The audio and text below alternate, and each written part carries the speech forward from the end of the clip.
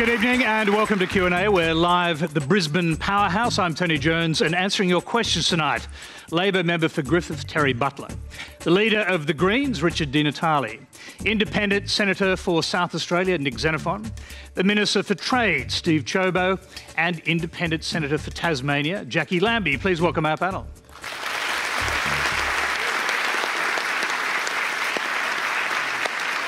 Thank you, and as usual, you can watch Q&A live across Australia on ABC TV, News 24, or you can listen on News Radio. We're also streaming Q&A live on Facebook, and we hope we've ironed out some of the wrinkles from last week. So go to our Facebook page to watch, comment, or ask a question. And we go straight to our first audience question right now. It's from Donna Byrne.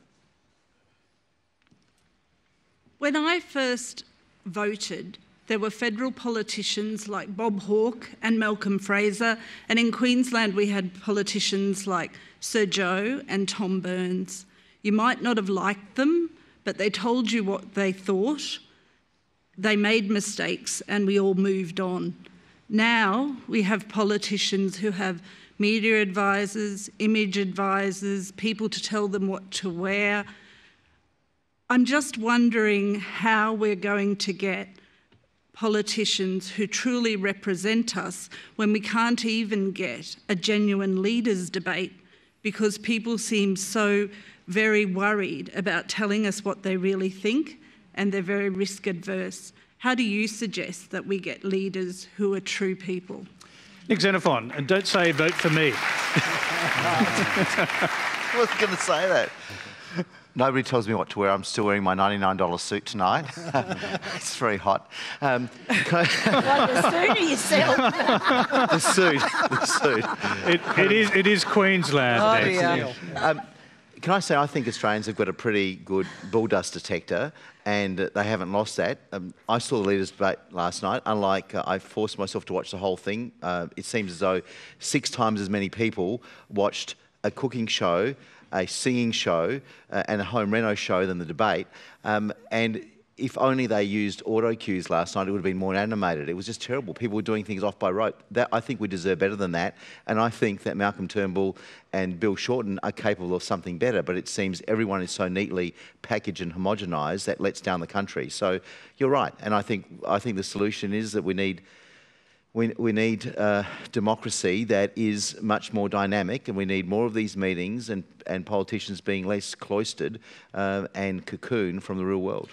Nick, just a quick follow-up. Now, what was it about that debate last night? The format was stultifying. I mean, we can certainly say that. But is that the sort of thing that risk-averse campaign strategists actually want? Fewer people watching?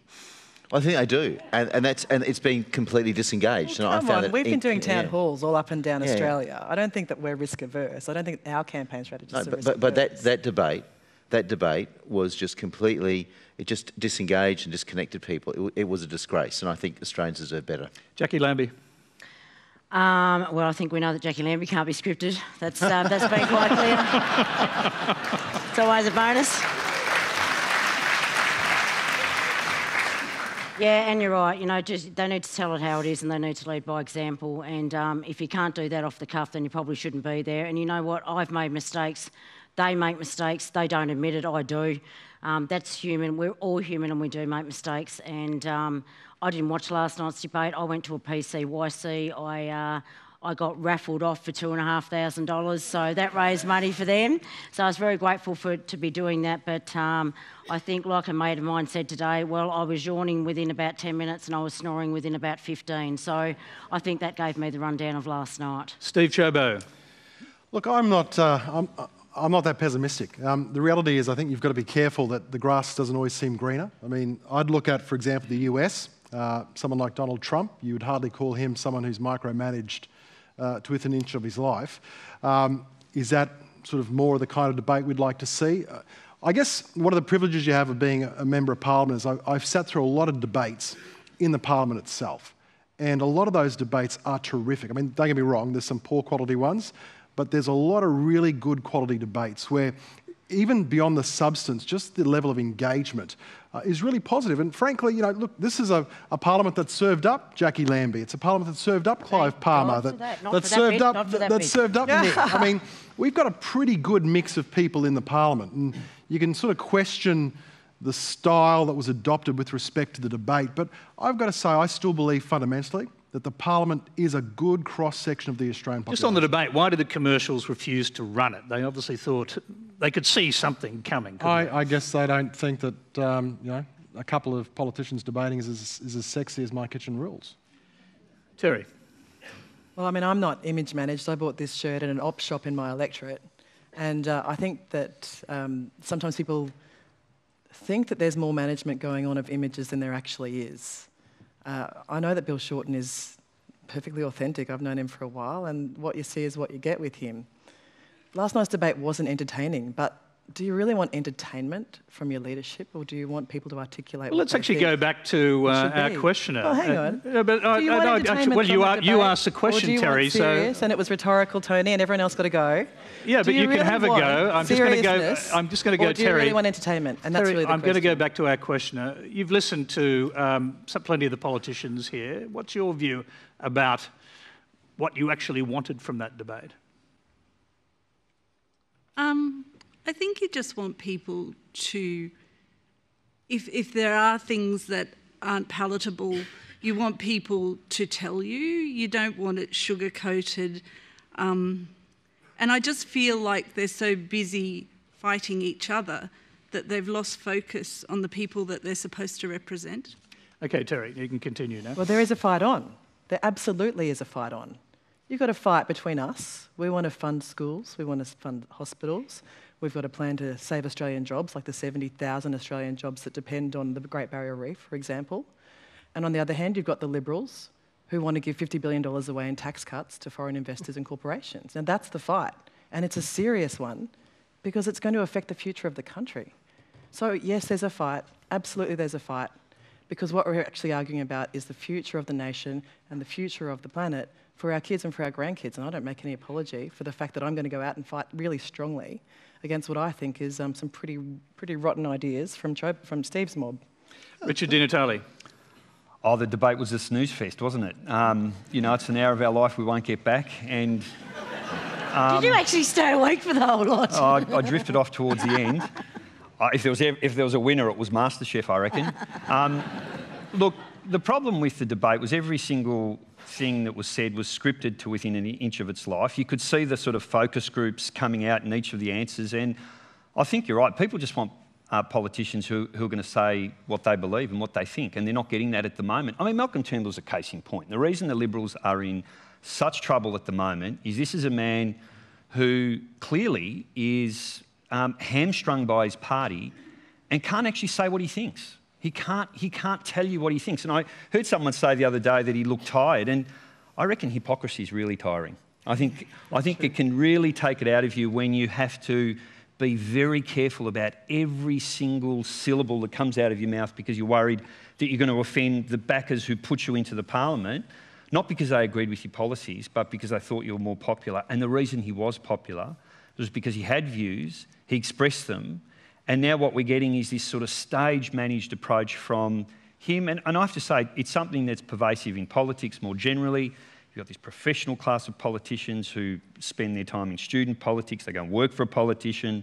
They end up being elected. And what you don't get is people who bring in some life experience, who've got a strong set of convictions, and who tell you what they think. And we need more of that. Okay, we've got a Twitter question. That's from Robert O'Keefe. Why are Turnbull and Shorten allowed to hide in debates from Richard Di Natale? That's obviously for you. It's not even a question. Well, look, we would have really enjoyed the opportunity to put our vision to the Australian people. And the reason they don't want us there is they're the Coles and Woolies of politics. You've got the Labor and Liberal Party. A bit of friendly competition from the outside. Nothing brings the old parties closer together than a bit of friendly competition from the outside. And could you imagine, and we had this debate around who could be tougher on just innocent people seeking asylum in this country, people who are fleeing persecution, who are coming here, and the whole debate was who could treat them more harshly, who could brutalise them more.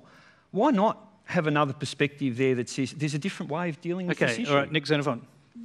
Well, it is a duopoly, and in my home state, I believe in bringing people together. I just didn't really realise there was a Liberal and Labor parties in the last few weeks in terms of South Australia. So I think, you know, it is. You mean you're bringing them together to try and stop you, is what you mean? Exactly, right. And at least I brought them together.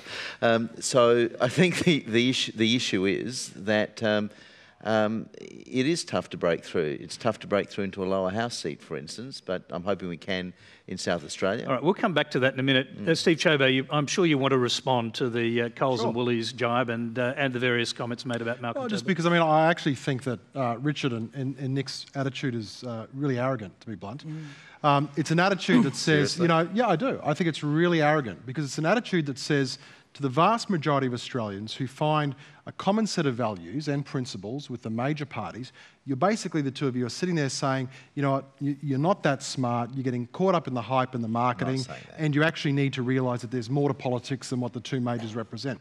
I'll tell you why the two majors are the two majors. It's because we share values and we share a policy platform that most Australians identify with. Richard, most Australians don't identify with Greens policies. They're not in favour of legalising drugs. They're not in favour of opening up our borders to bring in as many people as possible from overseas. They actually want strong border sovereignty. They want strong border protection. And that's the reason why they will support the Labor Party, the Liberal Party, in stronger numbers than they will your party. And, mate, you can sit there and be arrogant about it and say, well, that's because they're just not that smart. But, I mean, the reality is, mate, the reason they get behind the majors is because there's common values. All right, you get a quick response to that, yes, and then we'll move on. You just need to look at what's happening to the major party vote. It's been shrinking election after election after election. And we're having, I'm sure the issue will come up at some point tonight, the question of multi-party government. That will be a regular feature of Australian politics because the growth of the Greens and independents continues with each election because people are sick and tired of the old parties. And let me tell you, the main issue with breaking through is we don't have people who go into a polling booth and say, I'm voting for the Greens or for Nick Xenophon because my grandfather did it and my mother did it and that's who I am. That identity politics is breaking down. You just need to look at the vote amongst young people. If there was a vote amongst people who are under 30 in Australia, there'd possibly be a Greens Prime Minister. And our time is coming. And the reason it is because nothing brings you closer together than the threat from outside. And rather than suggesting that standing for an election is arrogant, what we're doing is we're giving people a choice. And they so desperately want a choice right now. Richard, okay, all right. You weren't at the debate because you...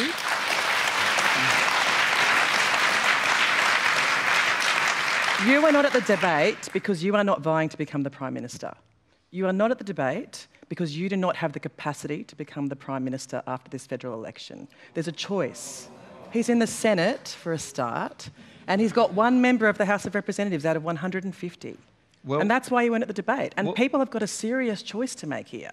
A choice between two people, one of whom is going to lead this nation, choice between a government that's going to make big cuts to services and hand over money to foreign investors and big corporations, and someone else who's actually got capacity to do real work to save the reef. I think, by the way, we have to move on, but I will make one point, that is that John Gorton was in the Senate and came down and became Prime Minister. Well, let's move on. One member of the House of Representatives. Let's move on. No, you can't. We'll come back to you because we've got plenty of questions on that subject. What a question from Rick Joseph.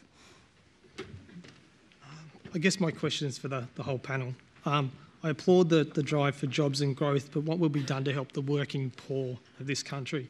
Families are struggling from paycheck to paycheck with ever-increasing prices for electricity, food and rent. The decision to feed your family or attend to medical issues is a constant battle, let alone striving to have a house of your own one day. Put yourself in the shoes of these people and actually think, how am I going actually think what it's like to have a single constant thought in your mind. How am I going to make ends meet? Not just the moment you wake up, but during the night because you can't sleep because you're sick with worry. Please stop and actually think what that might feel like. What are you doing to fix this? Jacqui, Lambie, I'll start with you. Well, I won't use the jobs and growth martyr because I'm overdone with that, but I'll tell you what, it's called learning, earning or serving. So you are either learning. So why aren't we encouraging our young people to go and learn and do 2 years and uncap associate degrees in this country and give them their first 2 years of their degree for free? Okay, if they're why aren't we looking at national service so these guys can go and do 12 months? So if you've been on the dole for 12 months and you are physically and psychologically able, then you are going into serve if you are not learning or earning. Okay, and they will look after your dental, your medical. They will also give you a trade before you come out. And then after 12 months, if you want, you can sign on for another 3 years. Or if in that high top bracket, we'll give you an apprenticeship. Because I can tell you what, right now our apprenticeships, they're going wayside, and that's another issue we have. We don't have jobs, and we don't have jobs being presented to this country. We have over 1,457,000 out there, and that's another reason why we don't have jobs here. So there are some really major issues here. Another one is our electricity costs. Okay, our electricity costs are massive, but no one is looking at nuclear power. No one is looking at a gas reserve policy in this country, and that's what we need to be talking about. Steve Ciobo. Oh, look, that is actually a core focus that we have in relation to the whole mantra. People say, well, we're sick of hearing about jobs and growth. Well, we're not sick of talking about it because we actually think that jobs and growth is actually what's going to drive this Australian economy forward and going to ensure that we have jobs for people in the future. One of the things that we focused on, obviously, coming into the last election was our decision to abolish the carbon tax.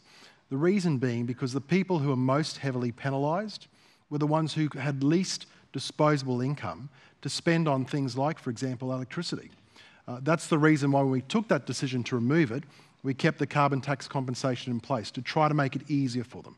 But fundamentally what it comes down to is whether or not you can make sure that you are providing the incentives to those that take risk, that create employment, that invest their money to try to create wealth so that they in turn can provide employment opportunities for others.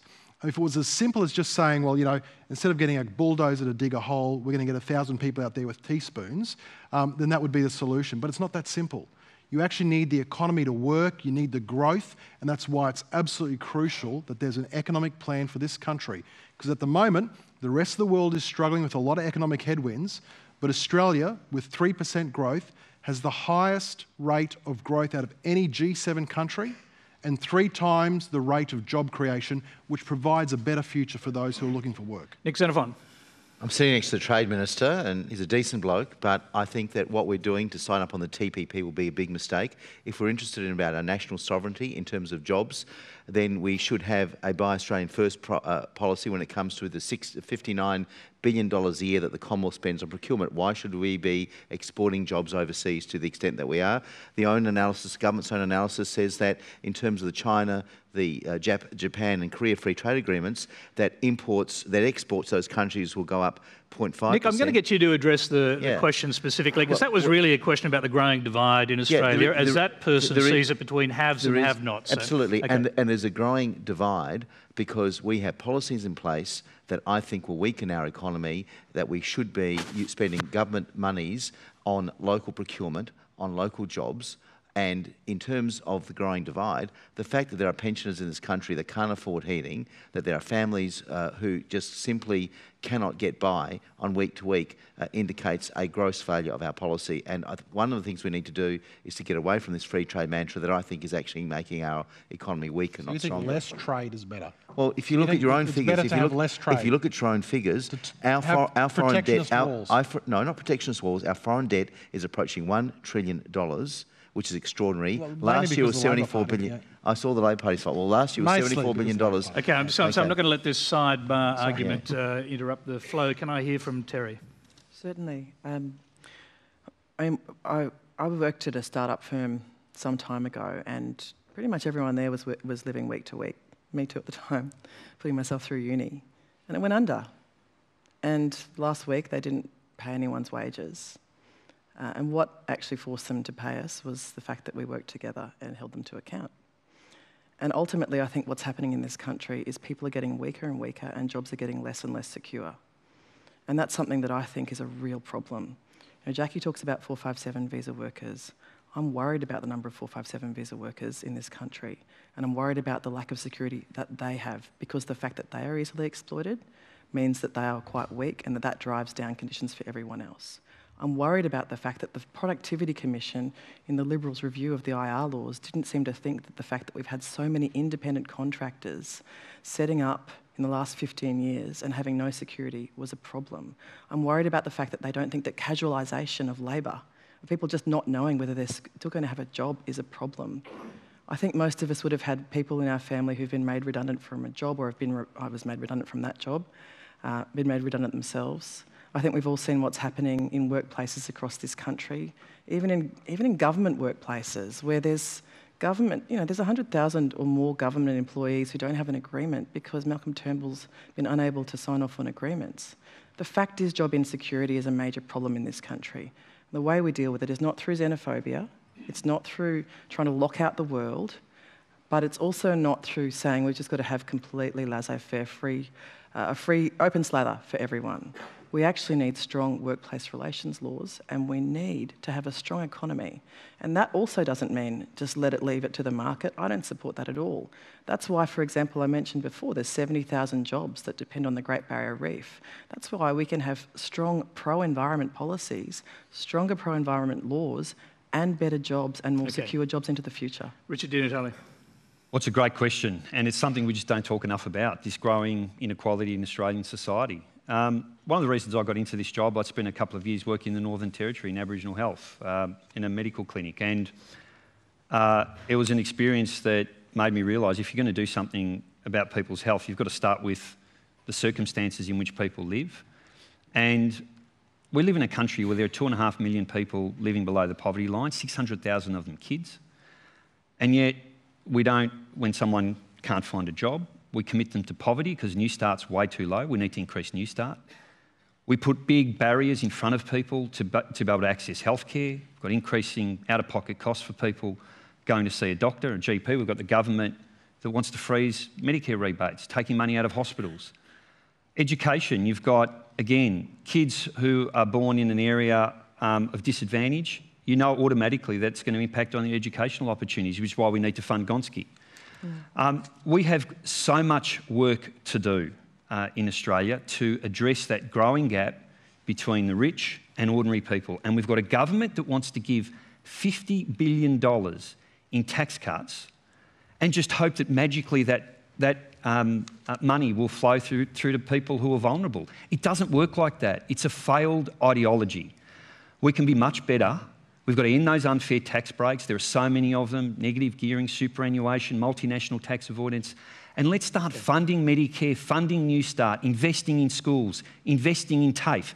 They're the sort of things that are the foundations of a decent society. Can I quickly go back to our questioner there, Rick Joseph? Rick, listening around the panel, a variety of different suggestions and ideas. What are you thinking? Look, for me, I come from, I guess, a housing commission background, and I'm trying to break that cycle with my family. Trying to give my son the education that he deserves. You guys forced me to look at alternative education sources because, the public system, it just doesn't give him what he needs. You forced me to spend, 3 hours in traffic getting to work every day because the infrastructure that should be there just isn't there. You forced me to pay more for rent every week than I need to because housing affordability is just terrible. You forced my wife not to work as much as she should because, childcare is too expensive. I'm trying to, break that cycle, but there's just blocks everywhere. That's right. Why can't you guys just do something about that? And that's why we want. That's why we want to do it. That's why we're running. That's why I'm running, because I want to be part of a government that's got a positive plan for all of those things. Everything you mentioned, sir, schools, health, and housing affordability is core platform for us, and that's I'm going to take that as a comment because we've got so many questions. It's a very passionate comment. I think it's quite a good place to leave that subject. We'll move on to the next question from David Carter. I've worked as a chef for over 17 years. The Productivity Commission recommended a cut in Sunday penalty rates to people like me in the hospitality industry. But hospitality workers are already some of the lowest paid workers in Australia. Steve Ciobo, why are Sundays more important to people who work in other industries, but not so important for people like me in hospitality? I give up my weekends to serve others too. Steve Ciobo. Sure. Well, I'm not sure about which other industries you're referring to, but on the issue of penalty rates, more generally, nurses, police, firemen, they're going to be exempted from Sunday penalty rate changes. So, well, look, ultimately, if the Productivity Commission has put that forward, that's the best directed towards the Productivity Commission. But I want to talk about penalty rates more generally. The decision that we've got to make around penalty rates, and I'll give you an example. My office is on Chevron Isle on the Gold Coast. Just down the road from me was a sandwich bar. It was open 6 days a week. When they brought in the penalty, it was closed on Mondays. When they brought in higher penalty rates under Labor, I spoke to the proprietor of that shop who employed three women in his store. And he said, it's no longer viable for me to open on a Sunday. So he then closed and he had a 2-day weekend, Sunday and Monday, and didn't open on Sunday at all. Now, the consequence of that so-called higher rates of pay was that those 3 women actually lost out on employment full stop on Sundays, because it was no longer viable for him to open. And we see that now on public holidays. You've only got to walk around any tourist area, for example, on the Gold Coast or in Brisbane, and see how many cafes and restaurants are now closed because the owner is not making any money. So it's not about trying to begrudge people from getting extra pay from penalty rates. It's just a reflection of the economic facts, which is that if a business isn't making money, it's not going to open. And so if you say, well, what's in it for you as a hospitality worker? Well, in many instances, and what we know in aggregate terms across the economy, is that the higher the penalty rates are, the fewer employment opportunities that are created. Okay, we've actually got a question on that subject. It's from Ryan Webb. A recent study by Restaurant and Catering Australia has found that unifying penalty rates across Saturday and Sundays could create 40,000 new jobs in Australia, with almost 9,000 right here in Queensland. With youth unemployment at 13.5% nationally and peaking at well over 20% in regional areas, it's clear that double time rates on Sundays are locking tens of thousands of young Australians out of the workforce.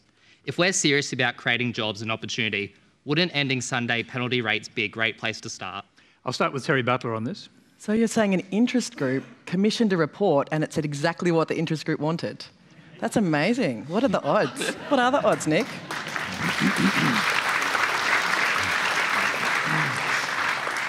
Look, my dad was a shift worker, unsociable hours. He deserved penalty rates. The former questioner was a chef. He works unsociable hours. You give up your Sundays. You're not there for Mother's Day, Father's Day. You're not there for church. You're not there for all sorts of things. You deserve recognition for that. I'm an employer myself. I've got a nanny at home. I pay her penalty rates when she works overtime. I don't know if anyone else on this panel does that. I think when people work unsociable hours, there should be recognition of that. When I was a lawyer, I did some work on the night shift penalty case for firemen. You know, this politician had said, oh, these guys, they just stand around having photos taken, they're not doing anything. They are doing something. They're having their life disrupted, they're having their family disrupted, and they are paying a significant price. We're already talking about some of the lowest paid people. Do not believe the gobbledygook that says if you just cut wages, suddenly there'll be magically more employment. That's just more of the trickle-down nonsense that Steve Ciobo was talking about. So, Terri, hasn't Bill Shorten already said that Labor will accept the Commission's decision on Sunday penalty rates? He won't fight it. Bill Shorten has said that we will fight for penalty rates because that's what we will do. I think he said, in fact, he said it's up to the Commission and I'll accept the independent tribunal. We can legislate. Oh, because that works so well in the US, legislating the minimum wage. We can legislate penalty rates. How do you think Ted Kennedy would have felt about that? We could legislate penalty rates. And then they'd be stuck in stone forever. You never get an improvement. Terri, the problem is why is that a problem? If you want to protect penalty rates, just protect them in law. I mean, I agree with you. Mate, go to the US and ask them about how that worked for their minimum wages. I agree with you that penalty rates are important, and when the Parliament starts to sit on a Sunday, maybe we can have a discussion about whether we abolish penalty rates. Can I just quickly get to this point though?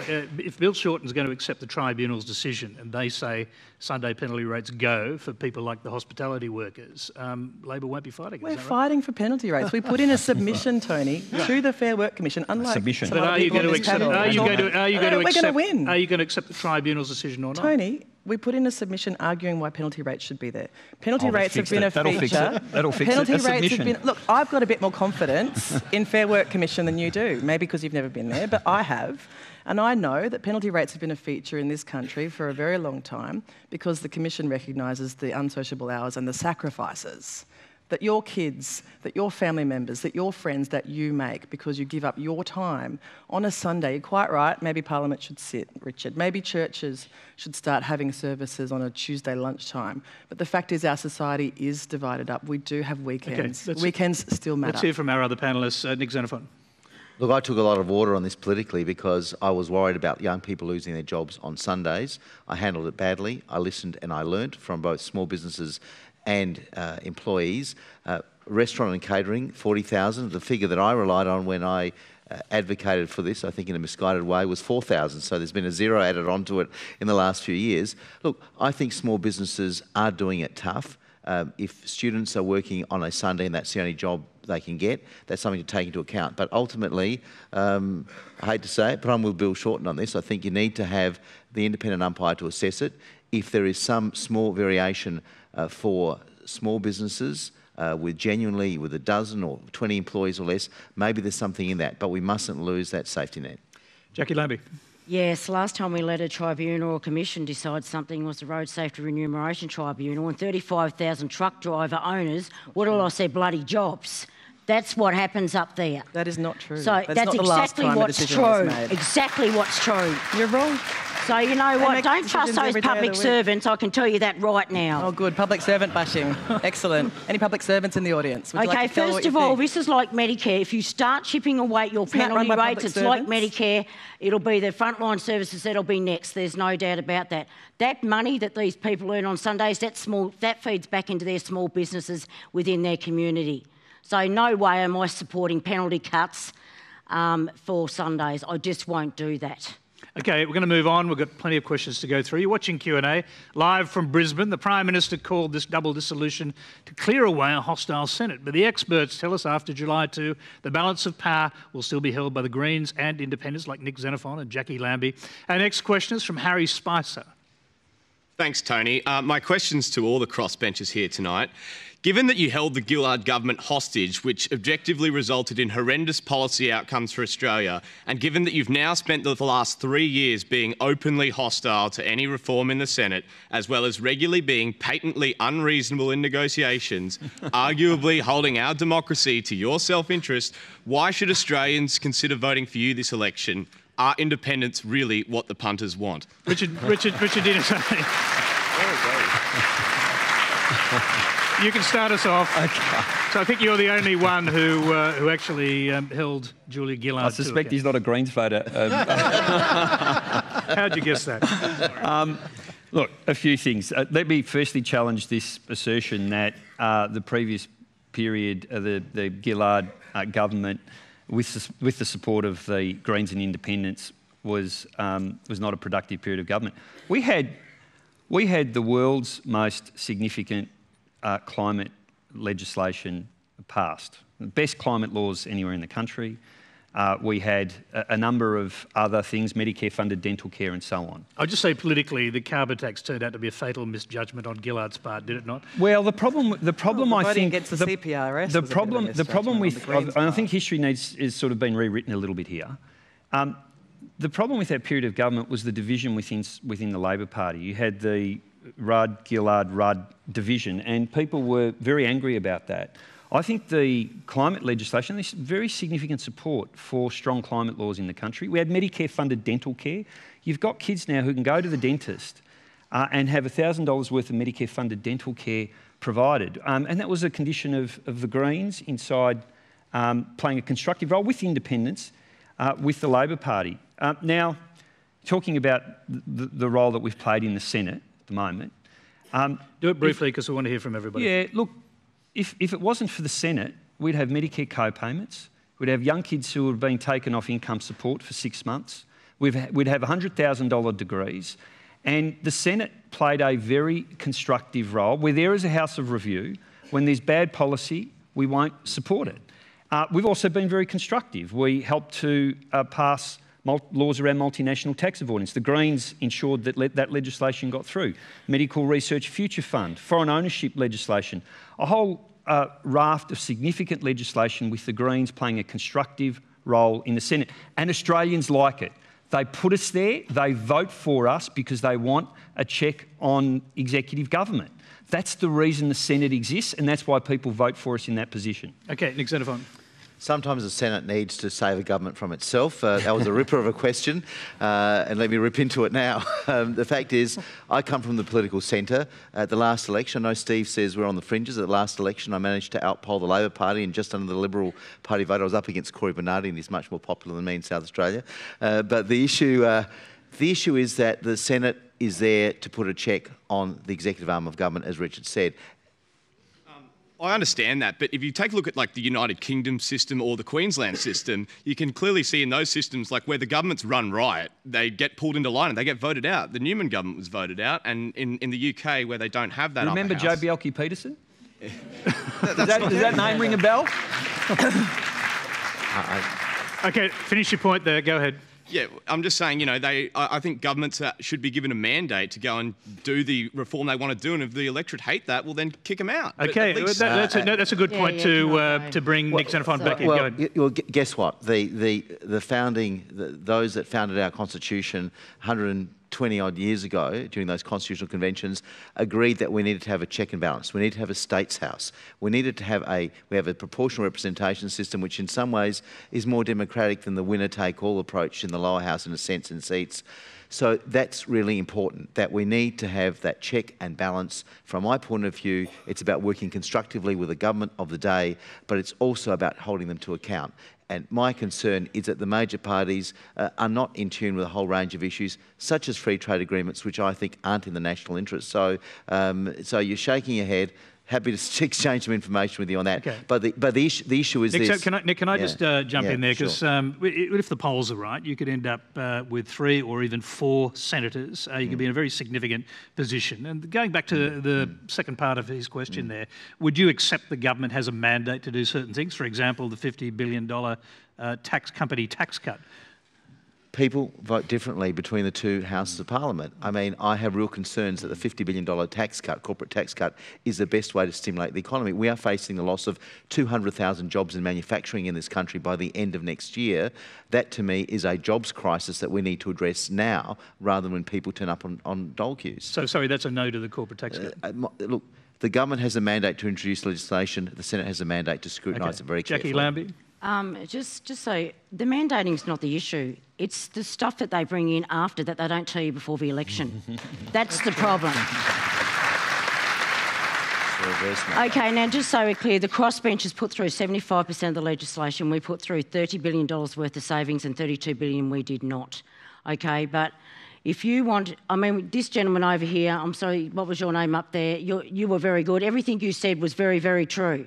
And do you know why it's come to that? Because you've had the Labor and the Libs in power. Do you still want them to continue in the next 10 or 20 years? That's the choice that you have, because it's not us that have made this mess, it is the majors. Jacqui, he might not want his kids to be conscripted, though. I mean, maybe your solutions aren't... it's involuntary. I'm just suggesting, I'm just not sure. It's involuntary. Yeah. I just want to put a bit of a reality check on some of this conversation from the crossbench. I mean, we're talking about Australia. We've had 25 years of continuous economic growth, the only country in the world with a period of growth that long. We've got 5.7% unemployment. We're a country that is, frankly, in global terms, one of the highest standard of livings in the world, a per capita GDP ratio that's the envy around the world, one of the best health systems in the world, one of the best, but hang on, I'm not saying that everybody has it great. I'm not saying that for a second. But when I hear Jacqui and yourself, Nick, saying about this great mess and how bad it is, I mean, for goodness sake, You've been saying that about Labor for the past 20 years. No, a reality check about how we're performing as a country. Because you know what? This country is standing up. This country is standing on its own 2 feet and doing pretty well. That's not to say things can't be better, but as a country, we are doing pretty well, and it's because of the sensible mainstream policies. Can I just say, so are you basically arguing that even with the situation in the Senate, we're doing well? So it isn't really a serious problem? There's no more budget emergency, Tony. That's been made quite clear. Nothing brings them closer together, Tony, than a little bit of competition from the outside. I mean, you've got Stephen going into bat for the Labor Party now after spending the last 10 years. I don't think that's what he was doing. The reality is, Richard, that apart from those comments, the fact is that as a nation, on any objective measure, what I'm saying is Australia isn't doing too badly, and things aren't all rotten. All right, okay, I'm going to go to our next question. Sorry, we've got a few that. things to get through. Let's go to our next question. It's from Patricia Bulchin. Moving on. Hang on, we'll just wait. Patricia, can you stand up so we can see you? Yeah. Thank you. My question is to Richard, to Nick and to Jacqui. The polls are tightening, so in the event of a hung parliament, which side of politics would you choose? And in your opinion, who would make the better Prime Minister? Nick Xenophon. I think it's 1,000,000 to 1 shot in terms of that, but if it does happen, it depends, and I'm hoping that we will pick up some seats in the lower house, particularly in South Australia. Well, you're looking at both Liberal and Labor seats, because the polls are saying you're actually polling very well in that, well, at least one poll is saying you're polling much higher in the lower house in South Australia than anyone thought.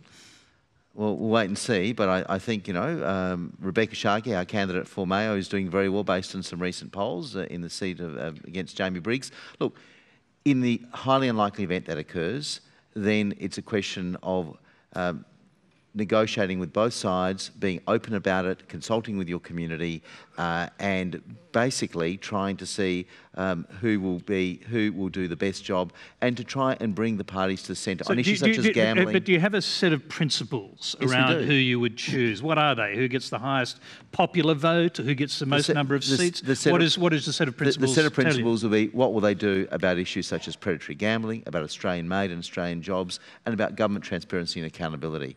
These, I think, so it's a horse trading arrangement you're talking about? No, it's about principles, and the principles are that the major parties, I think it's outrageous that you have the federal police using their resources raiding people under Antiquated Official Secrets Acts when Senator Conroy's office was raided just a few days ago. Jacqui Lambie. You've got a set of principles around who you would go for, who'd make the best Prime Minister, or you already have your mind? No, do you have your mind set on that? No, I don't, because like I've already said, we don't have a great talent pool when it comes to Prime Ministers in this country to choose from, I'll be honest. And that, I actually feel that way, and I'm sure many Australians do as well. But I'm not running lower house candidates, so my concentration's in the Senate, and I'll do what I've done in the past, and every legislation that comes up, I will be voting on that with its own merits. So I'll be doing what I'm doing already, out there consulting, talking to the people in the know, and that's how I'll make my decisions and what's best by the Australian people and Tasmanians, and that's what I'll be doing. Richard Natale.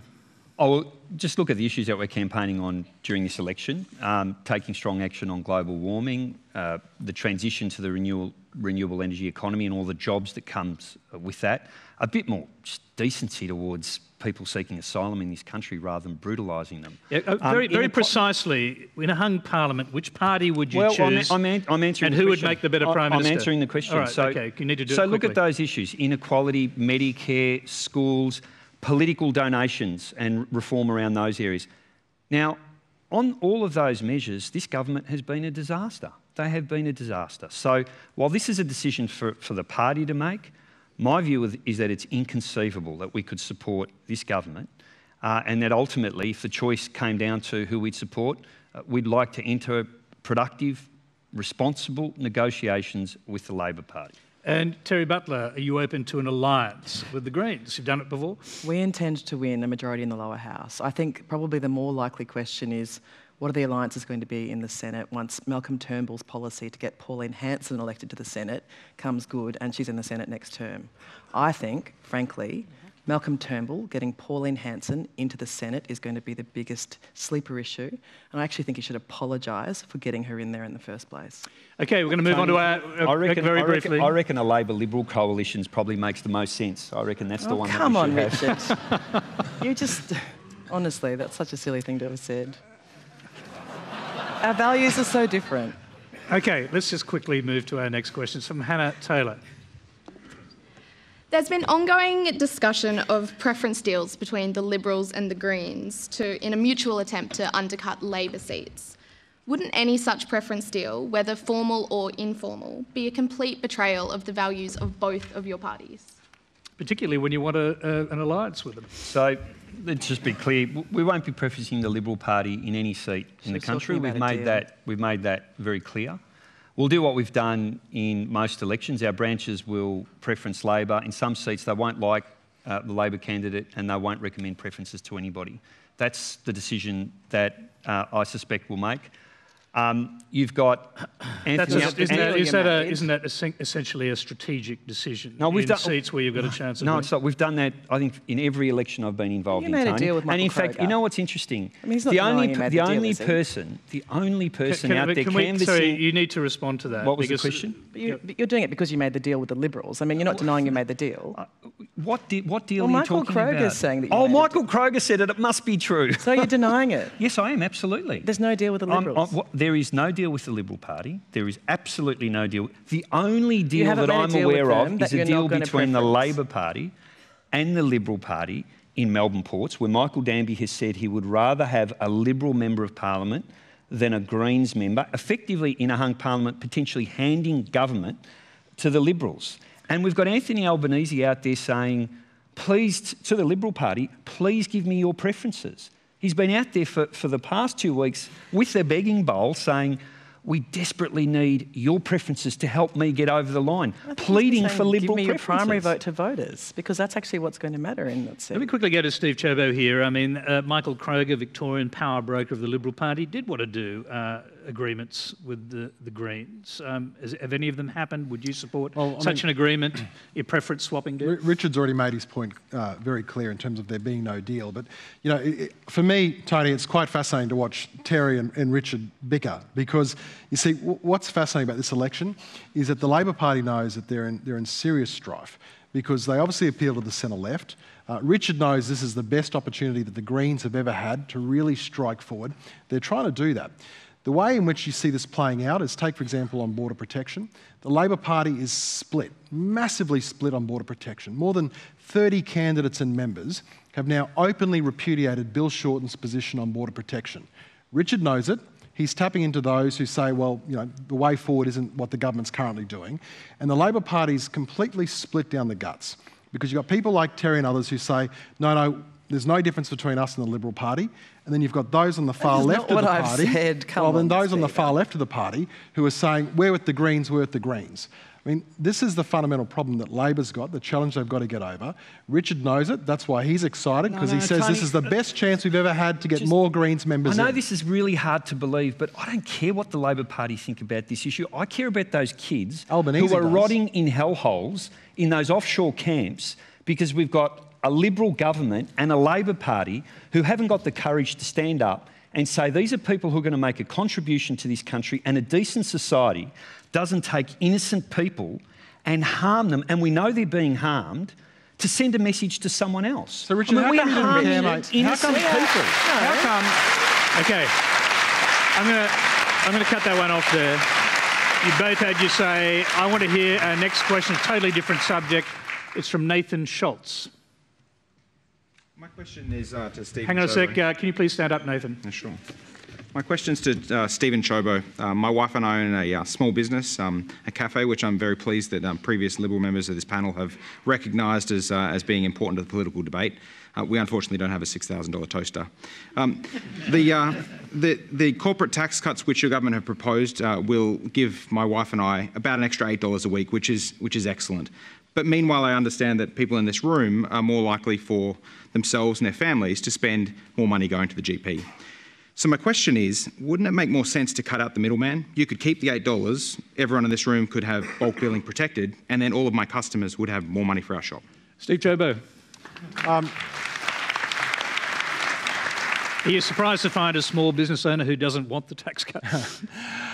Well, look, I mean, what we're trying to do, and the focus and the reason we've put this enterprise tax cut on the table is because we know that small businesses are the backbone of the Australian economy. If that's a cliche, there's a reason why that's a cliche, because small businesses drive Australia forward. So by providing a tax cut, we're going to be going from being one of the most heavily taxed nations in the world with respect to company tax rates and actually become one that's more competitive. And we know that by doing that, more businesses will employ people, there'll be an improvement in overall profitability, and that's ultimately going to be good for the Australian economy. Just a quick one, though, on his figures. Well, actually, go ahead. Your figure. Where do you get this $8 a week figure? Is that how you've calculated your tax? Yeah, absolutely. So a 1% tax cut, corporate tax cut next year would be in the order of, say, $400. I think the Australian Bureau of Statistics figures were something like average profitability $70,000, which means you're looking at a $7,000 saving. Now, look, a $700 saving. Where I have a difficulty with this argument is certainly to have more jobs, you need profitability. But I don't understand why, and certainly with your corporate background, you think that more profitability certainly leads to more jobs. I own a coffee shop, as I said. I need 1, 2 or 3 people making coffees in the morning. Why, if I'm making more profit, am I suddenly going to put on a 4th or 5th or a 6th person? Doesn't make sense. Well, it does make sense. And the reason it makes sense is because we see it happen time and time and time every single day. Businesses that aren't making money don't employ staff. Businesses that are losing money fire staff. Businesses that are making money and growing employ more staff. I mean, that's an incontrovertible fact. Not if there's diseconomies the of simple scale. fact is, well, but hang on, but it's not about one thing in isolation. It's about multiple things. I mean, you don't have to take my word for it. Bill Shorten, when he, as leader of the opposition, in his budget and reply speech last year, spoke at length about the need to cut the company tax rate down to 25%. I mean, that's from the head of the Labor Party. Bill Shorten, at a speech in ACOS, used the exact words, and he said, a reduction in company tax rates builds jobs and grows jobs across the full ladder of opportunity. Okay, across Steve, all let's get a response from Terri Butler on that. First of all, and we'll hear from the other panellists as well, but keep your answers brief so get through some more questions. Definitely will. So the corporate tax cuts that we're talking about are $48.2 billion worth of tax cuts over 10 years. They're costing $8 billion a year to all of us in this room, taxpayers. And what they're expected to achieve is 0.6 or 1% in terms of increase in gross national income. That's what we're talking about spending around $50 billion for. Now, yes, Bill did talk about an aspiration for small business for a lower tax rate, absolutely. But what the Liberals are bringing in is a corporate tax cut for everyone. And you know who's going to benefit? Because of dividend imputation, it's going to benefit foreign shareholders. That's who's going to get the benefit of that tax cut. Ross Gittins said today it's more like foreign aid for wealthy shareholders in other countries than it is a tax cut for corporations in Australia. So you know what? How about we take that money and we spend it on health and education, which will actually contribute to economic growth. Okay. Don't take my word for it. Ask the OECD. Let's just hear from our Jacqui Lambie. You want to get in?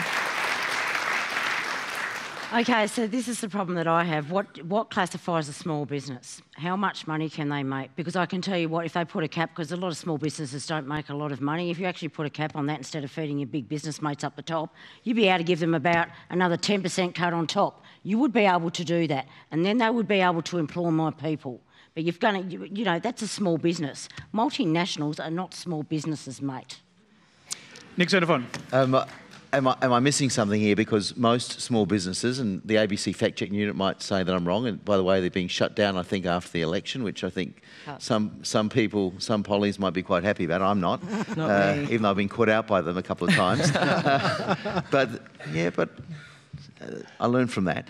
Look, the thing is, most small businesses, I think about 90% of small businesses with less than a turnover of $2 million are not incorporated. They're not companies. They're actually sole traders or partnerships, and there's nothing in it for them. So no, that's not true at all. No, that's false. You're fact checking. We are providing. Well, I'm not. I'm teaching you. The new fact check unit, choose your words. I'm teaching you. We're also providing tax relief for partners. Soon you'll be negotiating with him, not teaching him.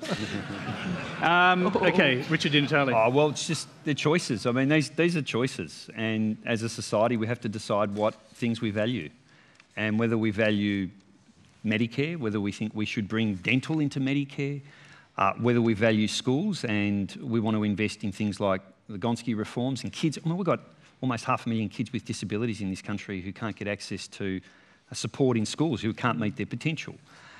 Whether we value the arts. I mean, today the Greens launched an arts policy, more funding for artists through the Australia Council, through small and medium-sized artistic enterprises. I mean, they're the sort of choices that we have as a society to make. And our view is business doesn't need this tax cut, but people who need to access a doctor, kids who want a decent school, our artistic community, and so on. That's where we should be making the investment. And that's why the Greens are taking into this election a fully costed platform, which doesn't include tax cuts, includes actually ending a whole lot of unfair tax breaks and investing in the foundations of what is a decent society. Okay, I'm going to go quickly to our another question. Will be our last question. We're in Queensland. It's an important question. It's from Christy Harling. Good evening to the panel. I've lived in central Queensland, which encompasses towns such as Emerald, Blackwater and Moranbah for a number of years, working in the mining industry. Today, we see the aftermath of the mining boom after 21,000 jobs have been lost in the region. It breaks my heart to see local families struggling to put food on the table and to see hundreds of houses empty because of foreclosure with no one to fill them. The people of central Queensland need help now and are suffering due to a lack of transition planning for the region. With all of this talk of jobs and growth, what are your plans for the next industry in central Queensland to ensure it is not left littered with ghost towns? Steve Ciobo. Look, great question. I mean, as someone who...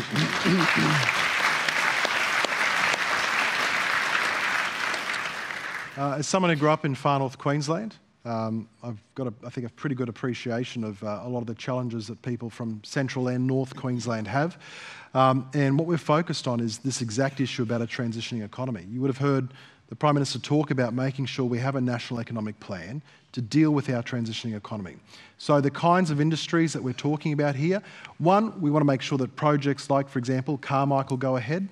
But secondly, we also want to make sure that there's opportunities in, for example, the tourism industry. We want to make sure that for those that are going to be involved in welcoming more international tourists to Australia, a key growth sector for our country in the future, that they've got a chance to do that. We want to invest in skills training, invest in opportunities for those people to get education if they want to pursue that, so that they can then also start to pursue other industries. We want to make sure that we're doing more around agribusiness and agricultural exports. And to go to Nick's point about trade being bad, I hold the exact opposite. I didn't say trade was bad, don't verbally. Okay, well, I'm shorthanding. Well, but the point is, though, that we can, by opening up more trade export opportunities, grow more opportunities for Australian businesses. And we know that that will flow across the economy. Now, Steve, can I just jump in there? You mentioned tourism, and of course we know the Great Barrier Reef is under a sort of existential threat at the moment. Flinders University researchers say it's going to take $10 billion over 10 years to save the reef. Is that part of your plan? I mean, part of your planning? Yeah, well, there's two things that are happening with the reef. One, the Coalition has put down $460 million to work around issues in terms of water quality. So we stopped, for example, dredging. I often hear, Labor and the Greens talk about... So how much did you say? Just $460 million. Okay. Labor and the Greens talk about water quality. We actually stopped under a coalition the dredging that was going to be putting sediment into the reef. In addition to that, what we're focused on is dealing with the issue of climate change. Under the coalition, we have put in, well, people can laugh, but under the coalition, we have put in place, well, the policy that apparently is terrible is a policy that will see Australia on a per capita basis put on the table in Paris and agreed to one of the highest per capita reductions in the world because our per capita from is this so country. high at the moment. And in Australia, what it actually means is that we're going to play our role together with the rest of the world. All right, so that's good. Terri, Butler. If you're doing so well on climate change, why did Malcolm Turnbull try to keep Australia out of that UN report? If you're doing so well on climate change, why are we having so much? Terri, I mean, that is a point well made because of the end of his answer. But let's go back to the question. And do you want to respond, Kristen? Look, I just want to see some actual, some policy. real developments. Yeah. Some policy, where is the future? Totally. Especially, Richard, I'd love to hear what you have for your plans for Central Queensland, especially. Well, I tell you what, we won't be doing is opening up a new coal mine and killing the Great Barrier Reef. All right? You want to, if you care about tourism. If you care about tourism, you don't open up a whopping great big coal mine and fuel catastrophic global warming. But this is the great tragedy here in Australia right now, is we've got the two old parties committed to opening up new coal mines and preventing this country from realising the huge opportunities that come with making the transition to the clean, renewable energy economy. We've got a plan called Renew Australia. Tens of thousands of jobs. Solar farms, solar thermal, wind farms, cutting-edge renewable energy technology. In Germany, 400,000 jobs because of the decisions they made with the Greens in government at the time to stimulate this economy. And the towns that benefit from them are regional communities. I've just done a regional tour. Broken Hill, Mildura, the Liverpool Plains and so on. What tremendous natural advantages we have in Australia with our sun, our wind, our space, our knowledge, our capacity, our expertise, to be able to fuel a jobs boom in those regional communities. And the great tragedy, we've got the two old parties slashing the Australian Renewable Energy Agency's budget slashing the renewable energy target, more coal mines, fossil fuel subsidies, and then taking those huge donations from the fossil fuel industry. And if you want to know why those communities you spoke about are in such trouble, look no further than the massive donations that have been given to both the old parties from the fossil fuel lobby. Okay, Terri Butler. Well, I don't support the Adani mine either, I've got to say. I mean, fair play to our state. Your party does. No, Your fair play party to our, does. no, fair play to our state government. They didn't have much discretion. They were using laws that have been amended by the Newman government, but I don't support it. And might I say this? It's great that you've got a good policy, Richard. It's absolutely fantastic. But we have a fantastic policy and we can form government and deliver it. That's the difference between Labor and the Greens. Our policy, not for long. 50% renewables. No, this is serious. This is actually serious. You can make jokes. But our policy of 50% renewables by 2030 that we will implement, that will actually see the investment go back into renewables after Malcolm Turnbull and his crew slashed that investment. We will actually have a policy that will deliver on 50% renewables by 2030, will deliver green jobs for our economy, will protect our reef, $500 million to protect the reef, and we'll have a just transition because, let's be honest, what's causing that trouble in central Queensland is climate change and the shutdown of the old industries, and we have to have a plan not just to transition away from fossil fuels, but to make sure people have jobs as that happens, skills, opportunities. The choice is between Malcolm Turnbull, who won't deliver that, and Bill Shorten, who will. Okay, I'm going to Nick Xenophon, and just the principle from this side anyway is at the end of the mining boom, shouldn't have more mining. What do you say? Coal mining. Coal mining, coal mining, iron ore mining, gas we're mining. talking about coal mining here, specifically about coal. Yeah. No, but so you're happy with iron ore mining and no one's suggesting we mining. shut down the iron ore industry. Okay. I mean, that's it's a ridiculous proposition. Just checking. We blew.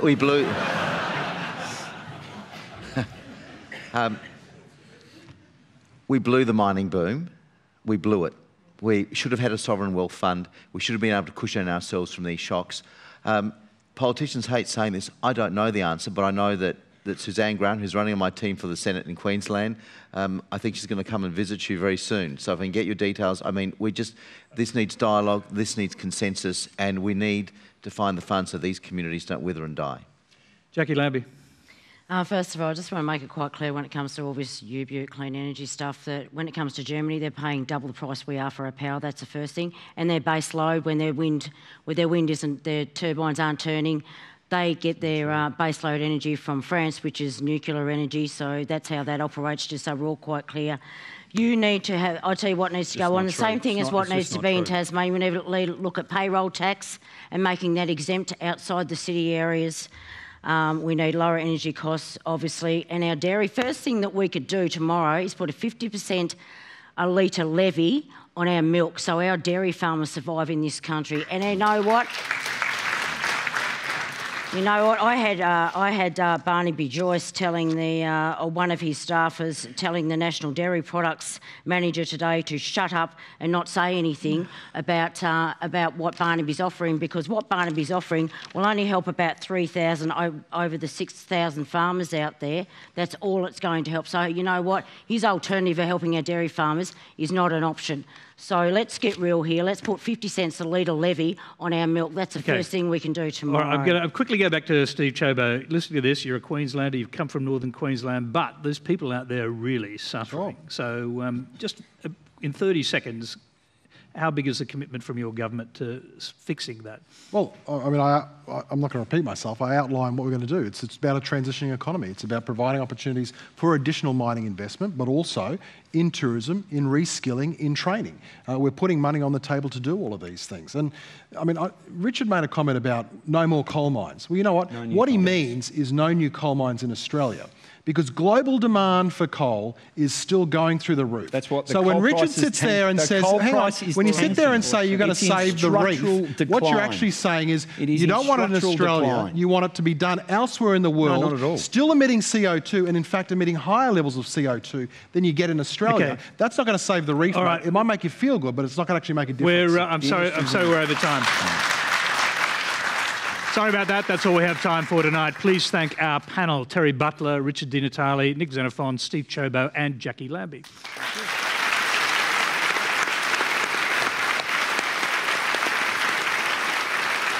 And our thanks to the Brisbane Powerhouse. It's a great audience. Please give yourselves a quick round of applause. Oh, that's a polite round of applause for yourselves. Don't worry about it. Next Monday Q&A will turn the focus to regional Australia, and Barnaby Joyce indeed will be able to answer some of those questions when we broadcast live from Tamworth with the Deputy Prime Minister, Minister for Agriculture and local member for New England, Barnaby Joyce. Country Independent, Tony Windsor, who wants to topple Mr Joyce in New England. Labor spokesman for Agricultural and Rural Affairs, Joel Fitzgibbon. The Vice President of the National Farmers Federation, Fiona Simpson. The rural businesswoman, Robbie Sefton, opposition leader. Oh, sorry, I beg your pardon. We've got a pause there. That's it for that panel. Opposition leader Bill Shorten, I should add, has agreed to appear on Q&A in 2 weeks' time. We've also invited the Prime Minister, Malcolm Turnbull, and we're waiting for his confirmation. Till next week, good night.